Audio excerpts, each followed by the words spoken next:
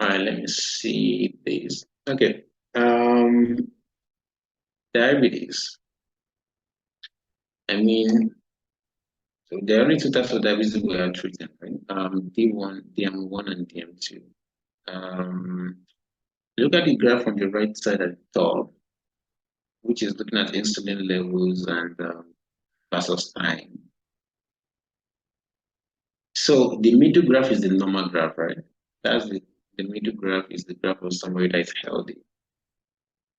And this is showing you how insulin level changes with our diet. So in a non-diabetic patient that is healthy, insulin levels, right?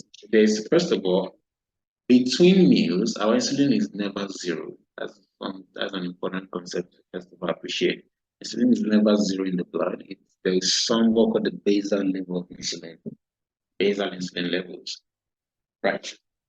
So there's going to be basal insulin levels. So in a normal person, in between meals or while fasting before breakfast, for instance, there are insulin levels at the basal level. Once the patient eats, there's going to be what a surge in insulin, right? So the pancreas releases insulin, and be a surge in the blood. So we'll call bolus insulin, bolus, to help lower the glucose surge, right? After eating, and then it returns to basal, right, levels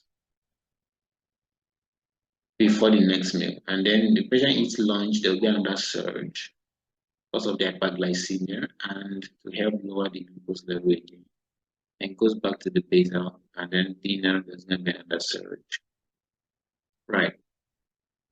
In a patient with DM1, the orange graph represents patient with DM1. In DM1 patient, the insulin is flat because the is zero, it's almost zero, right? And doesn't change. You won't see that surge like in the normal graph, normal person, healthy person. You won't see, or a non-diabetic person, you won't see that surge with meal, and they don't have the basal insulin either. Insulin is almost at zero, straight line, like that. And because of this is insulin deficiency, basically. The beta cells are destroyed, they are not making insulin anymore, right? So what's the objective? In terms of treating somebody with DM1, we want to what? We want to make the orange curve into what? To look like the blue one, non-diabetic patient. So you as a doctor, you're going to be prescribing insulin, right? To mimic the basal bolus, right? Right. Insulin or physiologic insulin levels in a non-diabetic patient. Yeah. That's the objective for insulin replacement, right? In patient with DM1. In patient with DM2, the problem is what? The problem is insulin receptor resistance. So in the DM2 patient, their baseline, look at the insulin levels, right? Compared to normal, it's way higher than a healthy person, a non-diabetic person. Yeah, it's way higher. Because if the receptors are resistant to insulin, the pancreas will try to compensate by doing what? By by releasing more insulin. Receptors are resistant. I want to increase the dose of the hormone. Their pancreas are working overtime. They are making a lot of insulin. So their basal insulin level is already way higher, right, than a healthy non-diabetic patient. Their basal insulin will be way higher, but it's still not sufficient, right, to lower their glucose levels, right, basically. So your objective in DMT is what? Is to help with what? Either help the pancreas release more insulin to overcome the resistance of the receptor, or lower the receptor resistance so that insulin will still work, right, and help.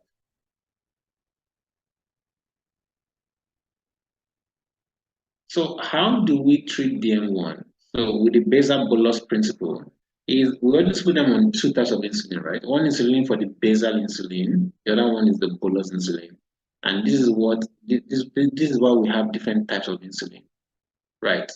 Short-acting insulin as well as what the intermediate or long-acting insulin. So mostly the short-acting insulin like Lispro, Aspart, Lysine, regular, right? They are bolus, use them as bolus insulin to control what? Postprandial glucose level after meals, after eating. The patient takes this insulin, right, like 30 minutes before eating or 15 minutes before eating, and then so that the levels will be high by the time the patient eats, and the glucose level, right? The glucose surge with meal, right, will be corrected or will be controlled. Postprandial glucose. The longer acting or intermediate acting insulin like neutral, and the long acting like glargine and determinant, right? Those guys are what they use them as basal insulin. They're the ones that will control the fasting glucose, right? The glucose level between meals, right? So the bolus on patient has to take them maybe 3 times a day, depending on how many times they eat. Basal take them only twice a day or once a day, right? So they can be the blood for almost throughout the day, right? To control fasting glucose between. So that you're trying to take up the function of the word of the pancreas normally in those patients. So just the principle is what you want to know what these, right? And definitely know which insulin are what. And I think maybe know which ones are short acting. Yeah, so that you know which ones are bolus, which ones are regular basal, and these are for basal insulin. And know what they control, which glucose levels, postprandial glucose controlled by bolus, the fasting glucose controlled by basal. So which means if I give you a question where a patient has poorly controlled fasting glucose, but their postprandial is well controlled, which insulin will you adjust? You adjust basal insulin. If patient is having poorly controlled postprandial, but their fasting glucose is well controlled, then I'm adjusting with bolus insulin, increasing the dose. Patient is having hypoglycemic crisis, right? Hypoglycemic episode. Fasting glucose is consistently low. Postprandial is fine. Then the basal is too high, right? So you're going to decrease the basal insulin dose. Patient is having postprandial hypoglycemia, right? It means the bolus insulin is too high. You have to decrease the dose, right? That's right. So, but this is how you kind of regulate, or this is how we control glucose level, right? In patient. Of course, you can use this principle as well in patient with DM, long-standing DM2 that is resistant, right, to every other medication. Because the thing with DM2 is over time, if the pancreas is working at a very, very high level, right, for a long period of time, eventually the insulin becomes what deficient in DM2. The pancreas is working at a very, very high level chronically in DM2, releasing most amount of insulin. Eventually, it's going to become, they're going to release all their insulin, the pancreas gets spent, and they can become what insulin deficient. So at that point, they require what basal bolus, right? Insulin therapy, right? Or replacement. Yeah. So that we should. There are two effects here, which this Somoji's effect and Dawn, right? Effect. Somoji is just rebound hyperglycemia, right? So this is when somebody eats. So these two things, you're going to suspect these two, right? Patient has poorly controlled early morning, right? Glucose. So every time a patient wakes up in the morning before they eat anything, glucose is always high. It could be Somoji's or Dawn. Somoji's effect is when, if somebody is taking, right, if a patient is taking, their nighttime insulin is too high, nighttime insulin dose is too high, they're going to develop what hypoglycemia in the middle of the night or early, very, very early in the morning, like 3 a.m., 2 a.m., they're going to develop hypoglycemia. And then the body will compensate with what? With rebound hyperglycemia. So by the time the patient wakes up, the glucose will be very, very high in the blood. So the only difference between them is you have to check, like, they're going to give you like the nighttime glucose, so around 3 a.m., 2 a.m., you're going to see if there's hypoglycemia during this period, or patient presents with, they wake up, they wake up with tremors, sweat, things like that, hypoglycemic episode, and in the morning their glucose is super high. It's Somoji's effect, right? Their late night insulin or night insulin is too high, which causes the hypoglycemia, and then the hypoglycemia causes the rebound hyperglycemia. In Down's effect, you see this in patient with what that has, so their 3 a.m.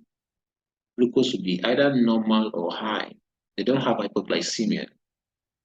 And then when they wake up in the morning, glucose is still high because this patient they're taking what insufficient insulin dose at night before they go to bed. Insulin dose at night is insufficient, so glucose is not well controlled, right? So in the morning it's gonna be super high. For somebody's glucose insulin dose in the night is too high, and then yeah, that can lead to hypoglycemia, and then yeah, we see a rebound, right? Hyperglycemia. But these are just insulins, basal bolus, and many types that we have. These are going to be DM2 drugs. I yield. What I did here was just to cluster them based on based on how they work, right? Cluster them based on mechanism of action. So, for instance, starting with drugs that decrease hepatic gluconeogenesis by blocking pyruvate carboxylase enzyme, by blocking PepsiK enzyme, gluconeogenesis pathway. Major will be metformin by guanine. Metformin, right? Metformin, advantage of metformin is what? It's weight neutral, right? Can cause weight loss, so it's weight neutral. So that's advantage. Your side effect, lactic acidosis, they love testing this. And it's because if you block gluconeogenesis, pyruvate will convert to what? Lactic acid, right? Yeah. And the risk of this is high in patients with renal failure, right? So know how the drug works, common side effects for metformin. Drugs that increase peripheral sensitivity to insulin, so decreases the resistance of receptor, right, will be the thiazolidinediones, right? So these drugs, they work through PPAR gamma, right, receptor, yeah, which will increase adiponectin, increase GLUT4, so the receptors become more sensitive to insulin. So pioglitazones, right, rosiglitazone is the same. These guys' advantage is that they don't cause hypoglycemia, right? No hypoglycemic side effects. They may improve lipid profile, but side effects, major side effects will be weight gain. It causes edema. So avoid in patient with heart failure or some volume overload. There may be a small risk of MI and bladder cancer, right? With some of them as well. Drugs that decrease glucose absorption in the gut, alpha glucosidase inhibitors, right? That would be a carbos, miglitol. These guys are going to cause diarrhea, right?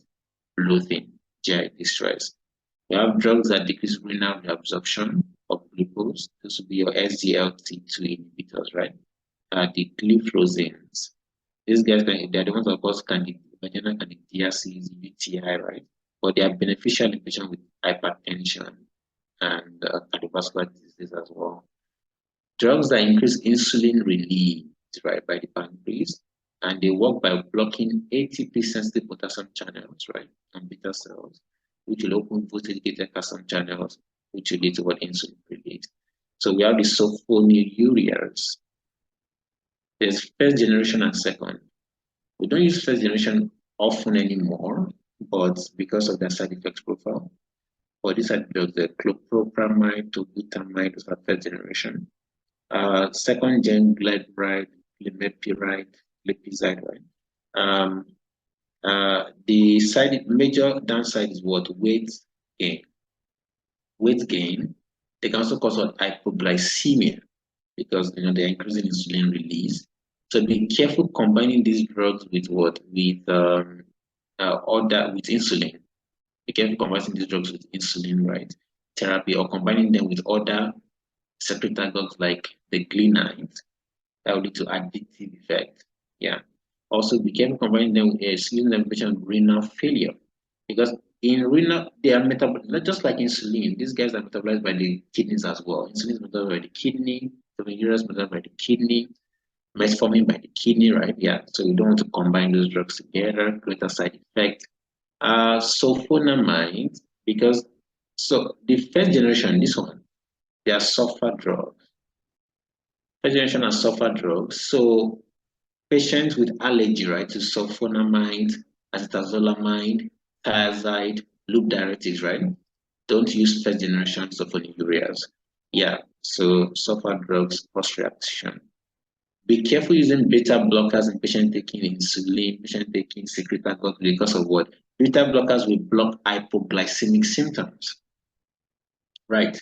Beta blockers can block hypoglycemic symptoms. So patient will not know that they're having hypoglycemic symptoms, right? Yeah, so be careful. Then first generation can also cause what? Disulfiram-like effect. They can block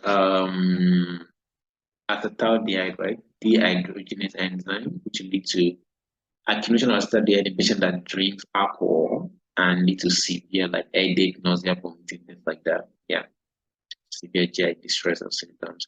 So first generation can do that as well.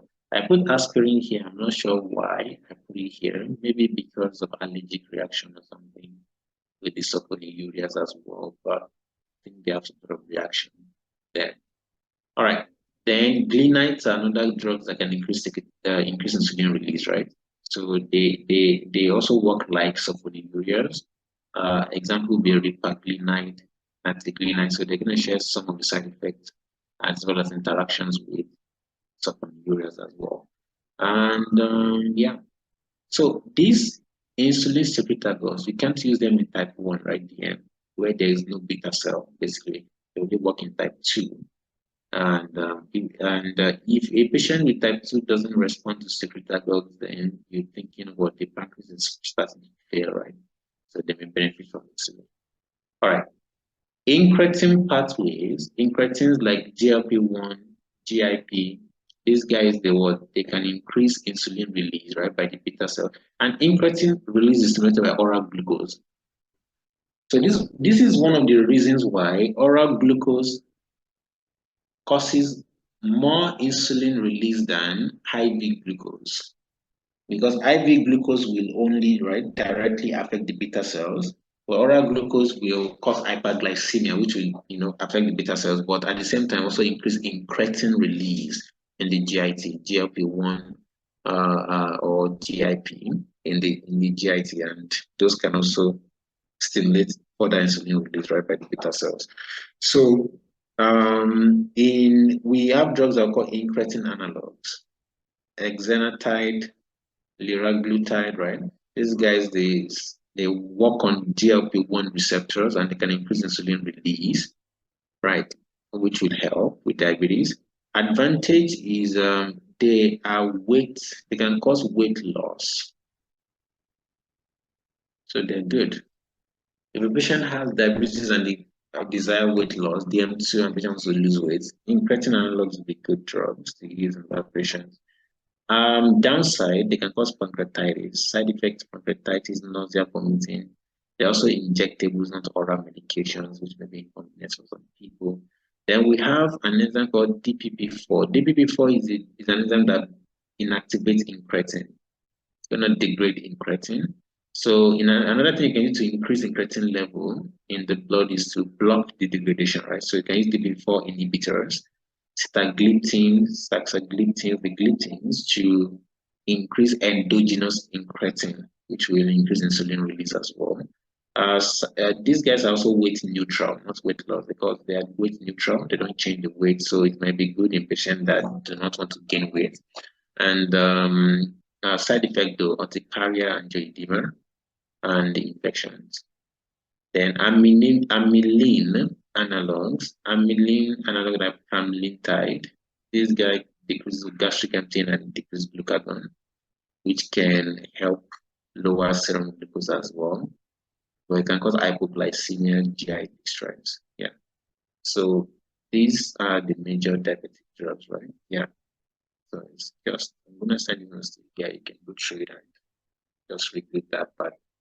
These guys will have to know how they work primarily and maybe some major, right, high yield interactions and side effects for sure.